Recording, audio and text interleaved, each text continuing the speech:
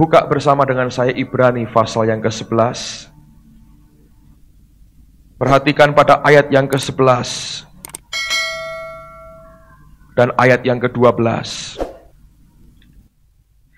Firman Tuhan berkata, karena iman, ia juga dan Sarah beroleh kekuatan untuk menurunkan anak cucu, walaupun usianya sudah lewat. Karena ia menganggap dia yang memberikan janji itu setia. Lalu perhatikan pada ayat yang ke-12. Ini yang Tuhan taruh dalam hati saya beberapa detik yang lalu. Saudara yang ikut mesbah keluarga mungkin sedikit kacau, tapi mungkin bisa direview nanti pada waktu Anda ikut mesbah keluarga khotbah tadi pagi. Tapi saya mau ikuti karena Tuhan ingin berbicara berbeda pada sore ini. Mari kita baca bersama-sama ayat yang ke-12 supaya saudara ingat akan ayat ini dan pegang dalam hidupmu. 2, 3. Itulah sebabnya, maka dari satu orang, malahan orang yang telah mati pucuk, terpancar keturunan besar, seperti bintang di langit dan seperti pasir di tepi laut yang tidak terhitung banyaknya. Ada dua kata kunci saya pernah sampaikan. Dan Roh Kudus berkata, sampaikan lagi. Yang pertama dikatakan dari satu orang. Saudara tahu akibat yang bisa dihasilkan kalau satu orang saja memberikan hidupnya kepada Tuhan.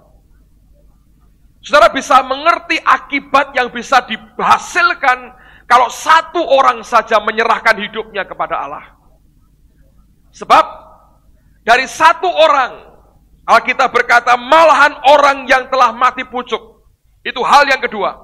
Dalam bahasa Inggrisnya bagus sekali. Digunakan istilah as good as dead. Kata as itu seperti, as good as. Sama baiknya dengan orang mati. Jadi kalau Anda tidak dead, not good enough.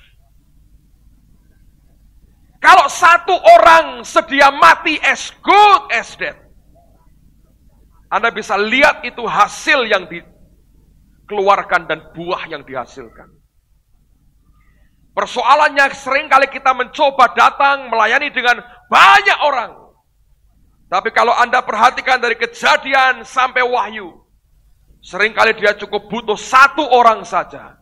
As good as dead. Satu orang yang mati cukup buat dia, saudara. Dan itu yang Tuhan cari dari hari-hari ini. Saya berdoa, saya percaya betul apa yang dia cari dia akan dapatkan. Dia Allah yang maha tahu, dia Allah yang maha mengerti. Kadang-kadang saya tidak bisa berpikir lagi peristiwa yang saya alami tahun 92, kenal dengan Roh Kudus secara pribadi, itu berakibat begitu besar. Dan bahkan seringkali saya harus berkata bahwa pengalaman saya sebelumnya tidak ada artinya dibandingkan dengan apa yang saya alami tahun itu. Kemarin kami melayani kebaktian kebangunan rohani dari Gereja Baptis Indonesia Meranggen, saudara. Beberapa bulan yang lalu saya diundang oleh gabungan 4 gereja baptis. Mereka buat acara di Ungaran. Yang datang adalah para gembalanya dan majelisnya dan para pengerjanya. Kira-kira gabungan 100 orang. Mereka adakan 2 session, saya diminta bicara selama 2 session itu. Yang pertama saya mengajar, tapi waktu yang kedua saya menyampaikan firman. Roh Tuhan beri saya penglihatan. Saya melihat orang-orang maju ke depan minta didoakan. Seketika itu saya tahu Tuhan mau menjamah mereka. Tapi saya juga sadar mereka gereja baptis, saudara. Yang berbeda dengan apa yang biasa kita alami di sini. Saya ikuti apa yang Roh Tuhan katakan. Saya undang mereka maju ke depan. Separuh lebih dari mereka maju ke depan. Roh Kudus berkata, jangan jamah mereka. Biarkan aku yang jamah mereka. Lalu Roh Allah melanda mereka luar biasa. Ada seorang gembala dan istrinya, ini orang yang dia berkata, dulu saya fanatik, skeptik, tidak percaya dengan hal begitu-begitu. Saya mau tolak semua dari gereja saya. Kemarin dia ngaku dengan saya, dia berkata apa? Tapi gereja saya kering. Orang lihat saya semangat Pak, tapi saya kering. Jemaat saya makin berkurang. Kami juga lagi bangun gedung gereja, tidak bisa selesai. Duitnya tidak ada. Dia berkata, dulu kami ingin punya atap dari aluminium. Saya bilang, sekarang kami punya atap aluminium. Ya, dulu kami pengen itu, tidak ada uang. Kami turunkan dari aluminium sampai jadinya asbes. Dia bilang. Dan waktu Bapak melayani, saya berkata, Tuhan, aku tidak peduli dia mau ngasih ilmu apa, katanya. Saya pakai istilahnya dia, saudara. Pokoknya sekarang gua kering, aku minta kesegaran. Nah, waktu semua orang maju ke depan, dia berkata, saya keras hati, Pak. Saya bilang itu bukan keras hati, sombong namanya. Saya keras hati, saya di belakang. Sambil istri saya juga berdoa, Roh Kudus kalau engkau betul ada, dan engkau bisa jamah mereka, engkau jamah aku di tempat ini. Istrinya pakai kacamata minus, ada tumor di kandungan, pembusukan di usus. Dan hari itu dijamah Tuhan, saudara. Ketika pulang hari berikutnya, dia pakai kacamatanya pagi-pagi, kepalanya pusing. Aneh.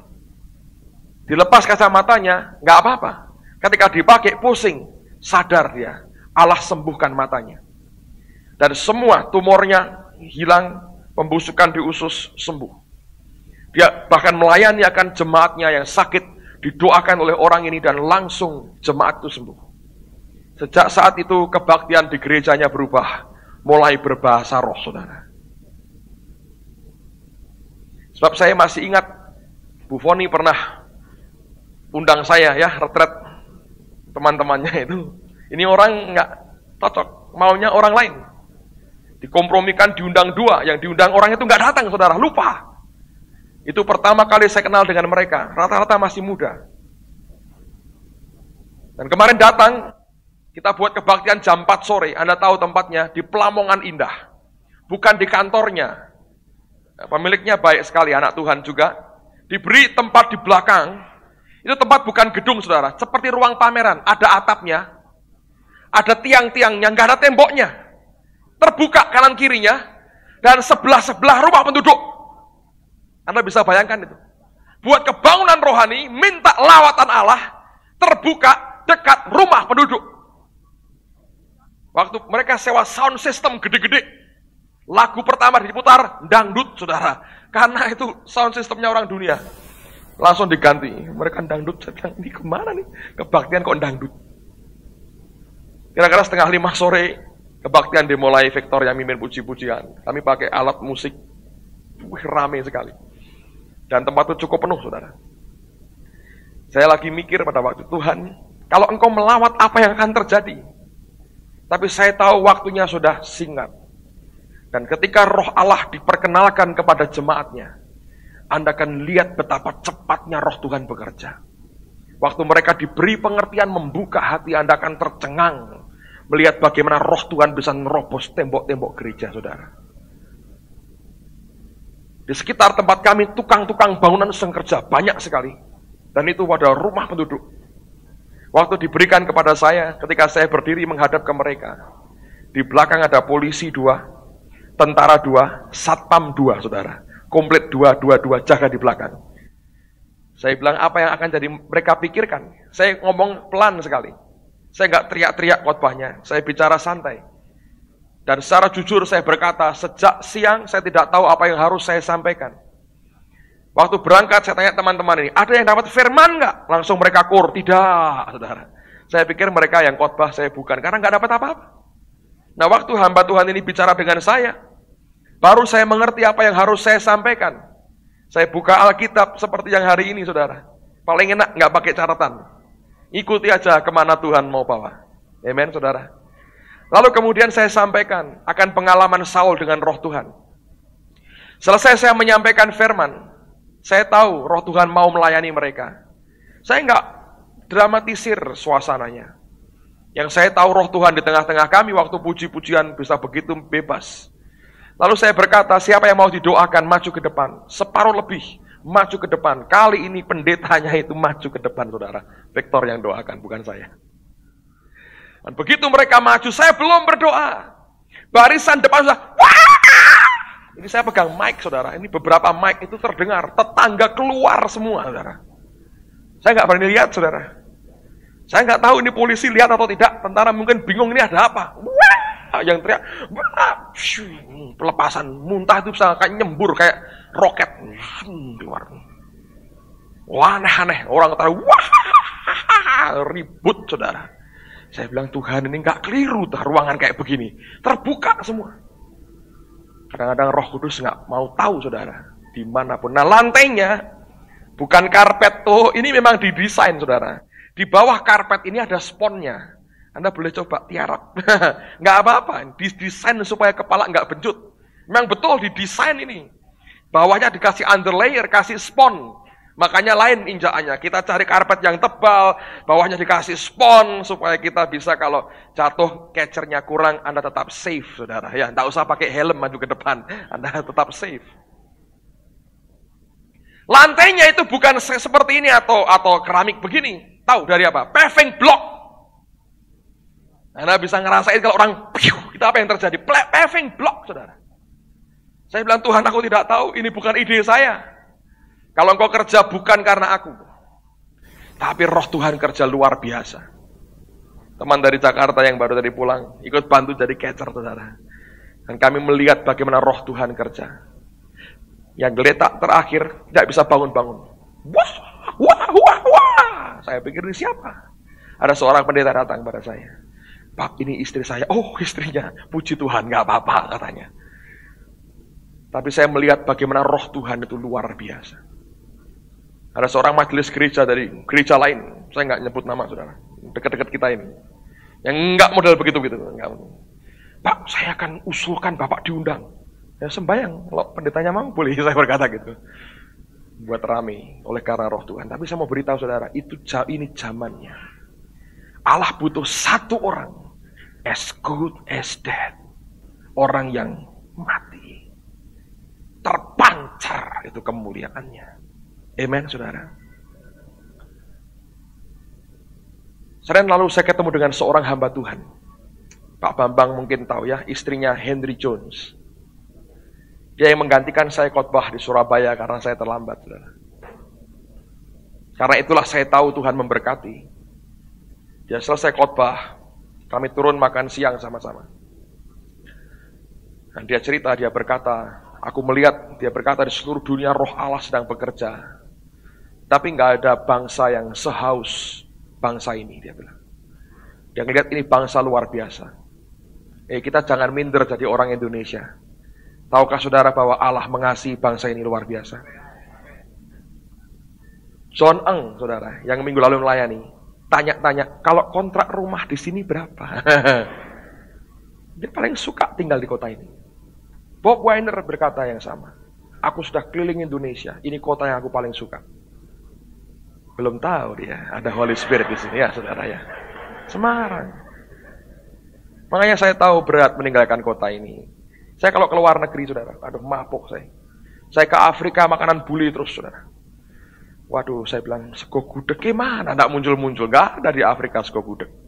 Soto, sotonya dia nggak boleh ketinggalan, saudara. Keinginan saya hanya sampel aja, soto aja, nggak banyak-banyak. Saya beritahu saudara, ini kota diberkati Tuhan. Dan dia cerita begini. Ini yang membuat saya diberkati dan saya tahu waktunya sudah makin dekat. Anda pernah dengar kegerakan di Pensacola ya? Ada seorang hamba Tuhan dari kota lain, dia punya gereja nggak terlalu besar. Datang ke kota itu dan dijamah Tuhan luar biasa. Pada waktu itu dia mengundang hamba Tuhan dari Pensacola ini untuk datang ke gereja dia. Dan hamba Tuhannya mau, saudara. Mereka buat kebaktian 2 hari.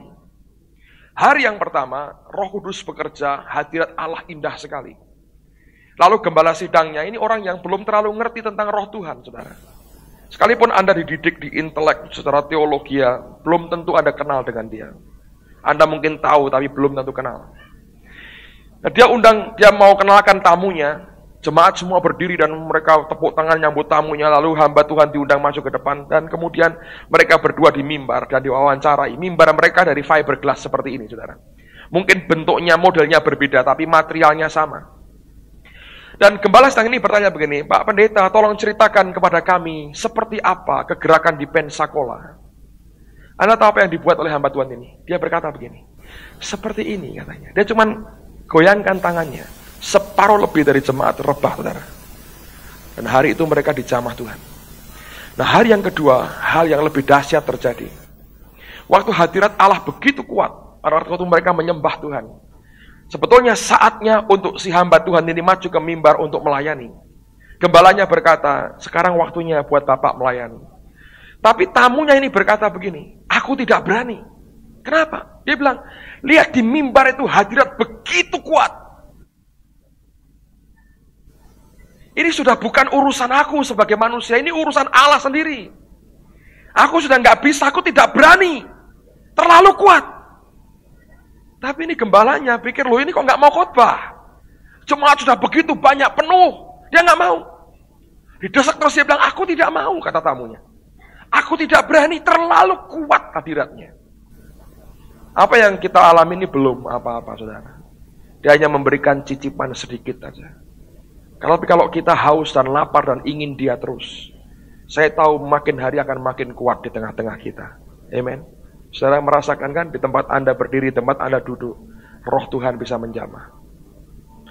Lalu setelah dipaksa-paksa, si pendeta tamu berkata kepada gembala sidangnya, mungkin Bapak mau maju duluan, silahkan.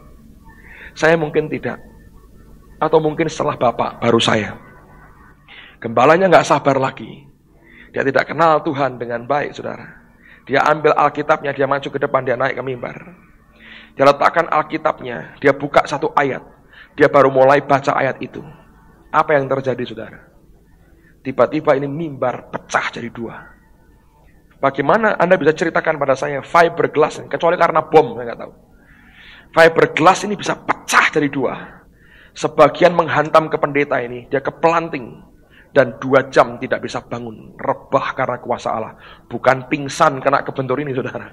Rebah karena kuasa Allah, 2 jam tidak bisa bangun. Dan hari itu seluruh gereja bertobat kembali kepada Tuhan.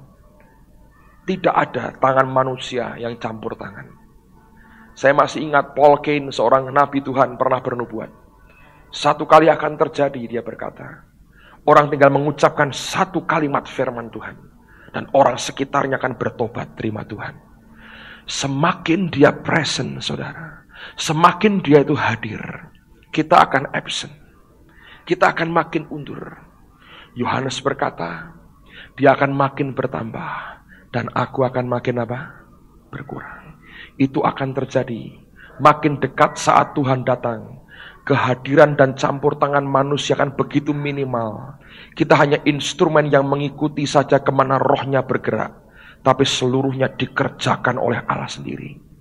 Mazmur berkali-kali berkata, dia Allah yang melakukan perbuatan yang besar seorang diri. Berkali-kali dia berkata, dia lakukan perbuatan yang besar seorang diri. Semakin manusia presence, hadirat dan kenyataannya akan semakin absence dalam hidup kita. Semakin manusia hadir dan tampil, maka kehadirannya akan makin susut di tengah-tengah kita.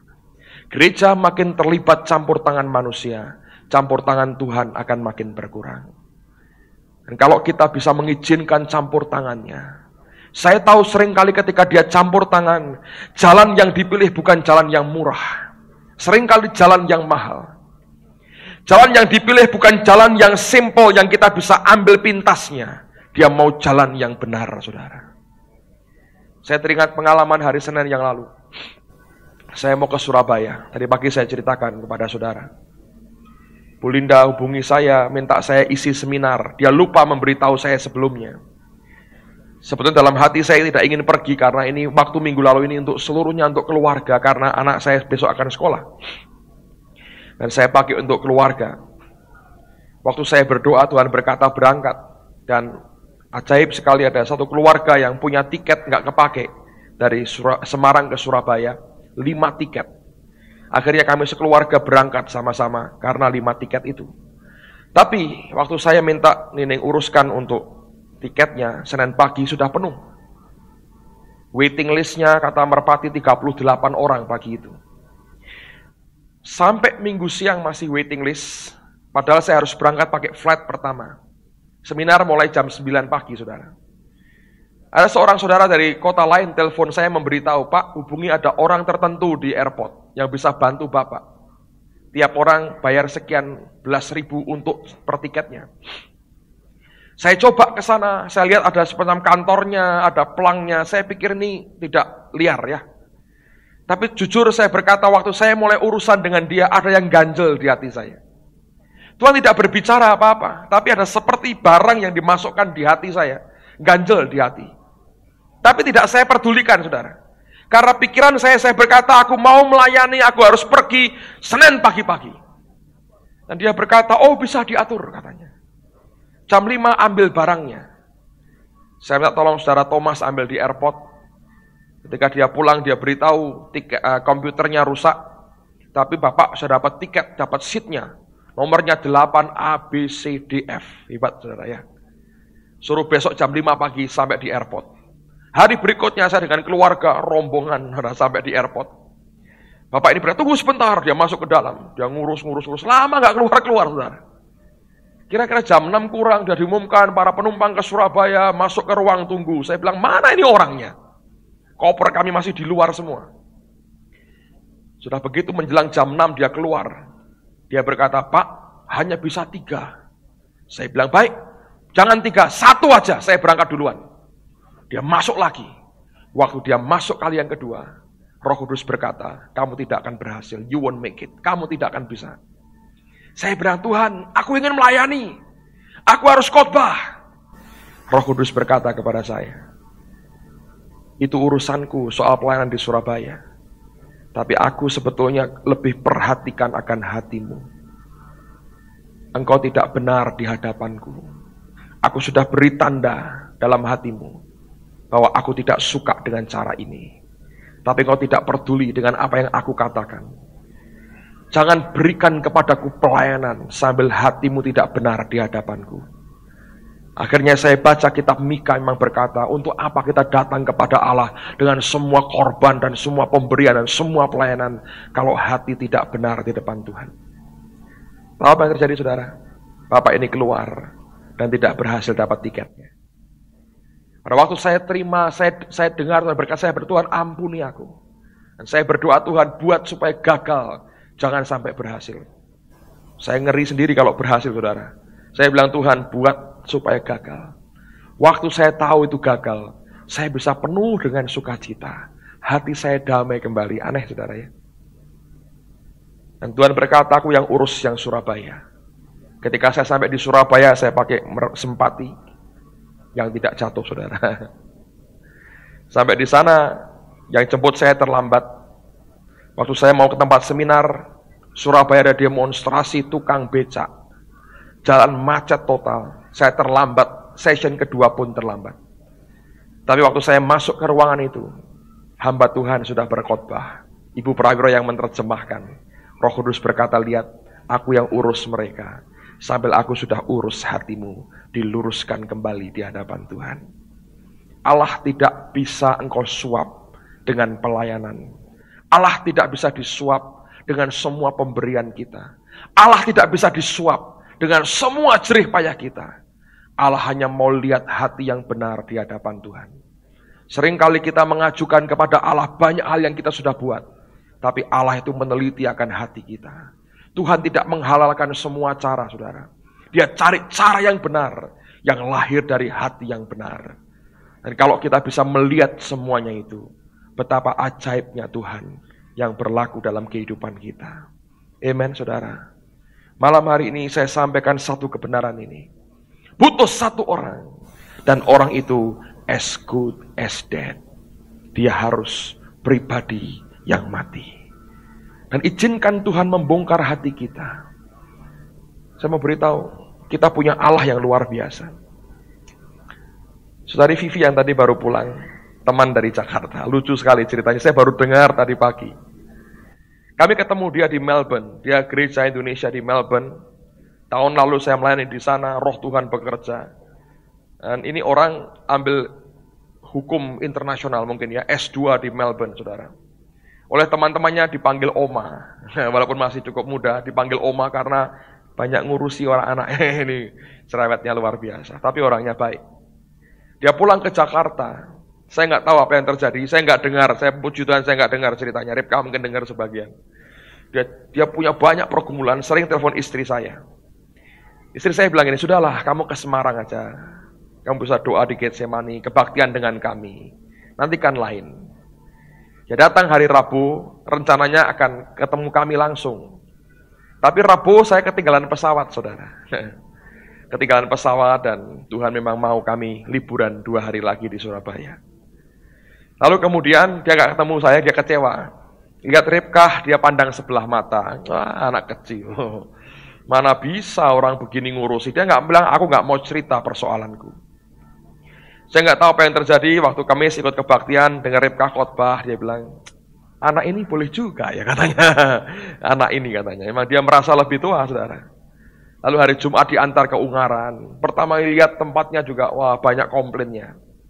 Akhirnya dia masuk. Ajaib, begitu dia masuk ruang doa itu, Tuhan berbicara. Dan dia berkata sepanjang hari di Ungaran, isinya nangis dan pelepasan oleh Tuhan sendiri. Sampai muntah-muntah sendiri dilepaskan Tuhan dan nangis sepanjang hari itu. Karena Tuhan jamah sendiri. Tidak ketemu saya, saudara. Sampai kemarin kami ketemu sebentar, pelayanan di Pelamongan, mau makan malam juga saya batalin karena harus persiapan untuk hari ini. Dan Tuhan jamah hidupnya. Dari pagi waktu kebaktian, lucu sekali. Saya sampaikan firman Tuhan, selesai, Roh Tuhan juga bekerja dengan indah, persembahan diambil. Saya pikir selesai kan? Tapi aneh sekali. Biasanya saya kalau sudah begitu, saya tutup sekalian kan saudara. Memang saya mau tutup saudara. Tapi Roh Tuhan berkata, aku belum selesai. Itu kerasa sekali. Ada beberapa orang yang berkata, saya ngerti, seperti saya dengar, loh kok sudah selesai? Kok aku belum dijamah Tuhan?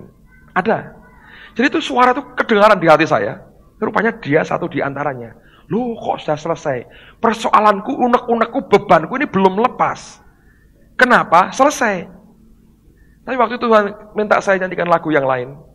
Dan Tuhan berkata, ada orang-orang yang karena mereka aku mau kebaktian ini ditunda. Dan Roh Tuhan jamah mereka. Ada satu anak, sampai jam berapa tadi ya? Siapa yang tahu yang laki tadi sampai jam berapa? 10:30 baru bangun, saudara. Kebaktian kami selesai jam 9:15, 9:30. Dari jamah Tuhan dari jam 9 kira-kira ya. 10:30 baru bangun. Luar biasa. Bukan jamah. Dia ngerti kok, saudara. Saudara tuh ngomong apa? Kalau dia ngerti dan dia mau tanggapi, dia bisa ngomong ke saya seperti saya dengar suara di hati saudara. Saya mau beritahu saudara, dia Allah yang luar biasa. Dia mau pakai hidup kita. Dia butuh satu orang as good as dead. Amen. If you are not dead, you are not good enough. Kalau engkau tidak mati, engkau tidak cukup baik saudara. Kalimatnya bagus. As good as dead. Saya berdoa, biar kita berkata, jadikan aku orang yang mati di hadapanmu. Amen, saudara. Saya yakin sesuatu yang indah akan Tuhan kerjakan. Minggu depan saya berdoa, saya akan teruskan lagi apa yang hari ini Tuhan sampaikan. Kita akan minta supaya Allah menyatakan lagi kebenarannya. Dan nantikan Tuhan dalam kehidupan kita. Haleluya. Mari kita berdiri bersama-sama saudara.